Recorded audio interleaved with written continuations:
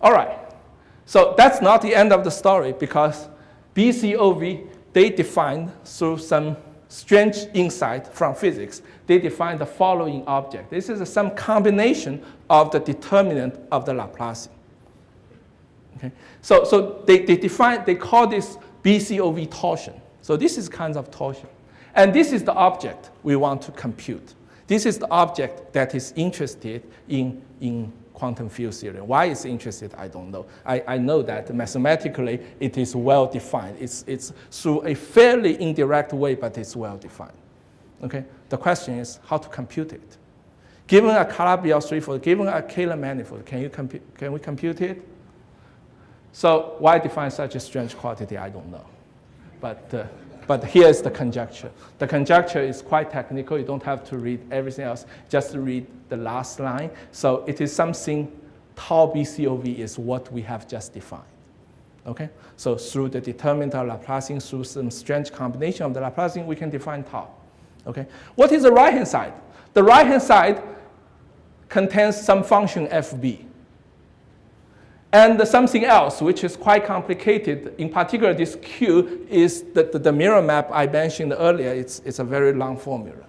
Okay? But if you equalize the left-hand side with right-hand side, if everything else is known, then you can find F1b. Right? Theoretically, you can compute. It's very complicated, but you can compute it. You can compute F1b. Okay? If you can compute the torsion. All right. So we were able to do it for a very special case, a very special Calabi-Yau threefold. And this was the joint work with Hao Fang and Kenichi Yoshikawa and myself. And we are very lucky because almost at the same time, Alex Singer proved the conjecture A.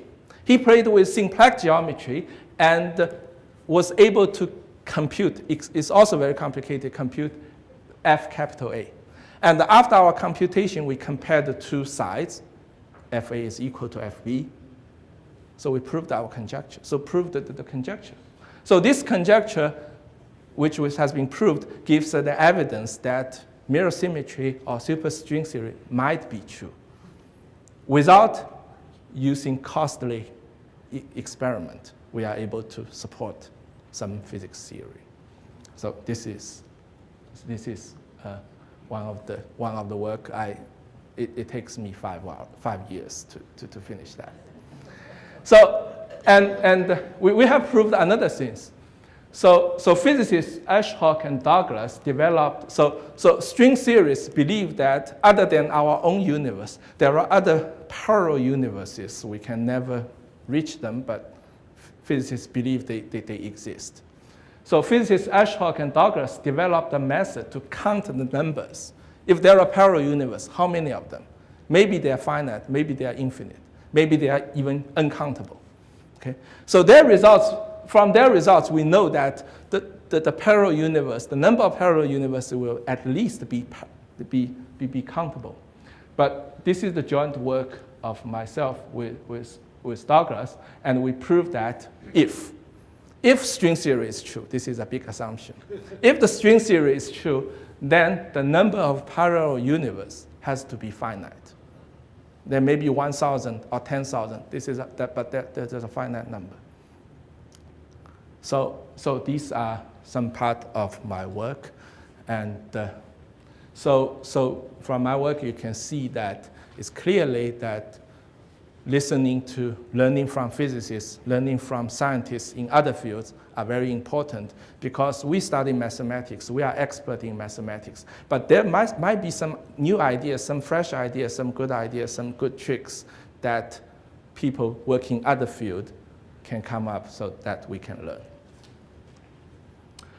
All right, so the last question I have to hurry up. So the usage of computers. So as I said, computer is absolutely important in pure mathematics, and here's how. So there are two kinds of, so we are going to do some so-called computer-assisted proof. So there are two kinds of math theorem. One theory is pi squared is greater than g, which is 9.8.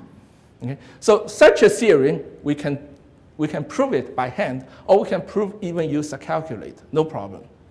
There are other kinds of math theorems. You cannot use a computer or calculator to prove directly. This is the Cauchy inequality. For any real numbers, x and y, x squared plus y squared is going to be greater than or equal to 2xy. Okay? So this one, you cannot use computer to check it because computer, no matter how powerful a computer is, computer can only check finite many cases. But there are infinite many different real numbers, x and y. So no matter how big the computer is, we cannot do the second theorem directly. So the so-called computer-assisted proof is a mathematical proof. It's a rigorous proof. However, part of the job is done by a computer because the calculation is too complicated, so we just give it to the computer to finish the job. Okay, so here's another piece of my work. It's called Antonis-Freitas conjecture, which we recently proved. So assume that we have a triangle drum with its longest side equal to 1, assuming that. And we hit this drum, we can hear all the frequencies, right, like before. And let lambda 1 and lambda 2 be the two lowest frequencies. And the conjecture says, under that assumption, then lambda 2 minus lambda 1, there's a gap. It's at least bigger than this number, 64 pi squared over 9 squared. And that number is reached by an equilateral triangle. Okay? So this problem, so we thought about this problem, and so this was recently proved by my collaborator and myself. And so this beautiful picture was drawn by Batchek. So he numerically computed all the cases, not all the cases, a lot of cases, and draw the picture. So this x and y means, so for a triangle with the longest length to be 1, so there are other two parameters to define the triangle. Okay, so sorry. These two other parameters are this and that. And from this picture, it's clearly to see that lambda 2 and lambda 1 reaches the minimum at that point. And that point is 64 pi squared over 9 squared. Okay. However, even the computer says the conjecture must be true. This is not a rigorous math proof. A rigorous math proof is you can only check finite many of triangles. Then you need to tell me if the conjecture is correct or not. And apparently there are infinite many different triangles. So what we do?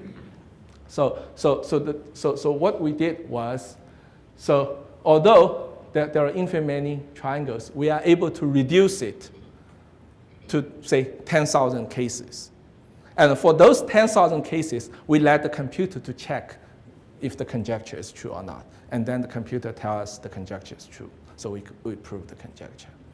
Okay, so basically we prove that for triangles, so computer cannot take singular case. If the triangle is too collapsed, then the eigenvalues goes to infinity, then no computer can handle it. But theoretically, we prove that any computer with height less than 0.04, the conjecture is true. So we only need to take care of any triangle with height bigger than that.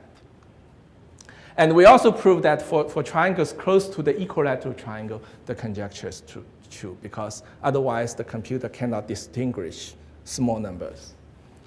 And number 3, we prove that if the conjecture is true for one triangle, it has to be true in the neighborhood.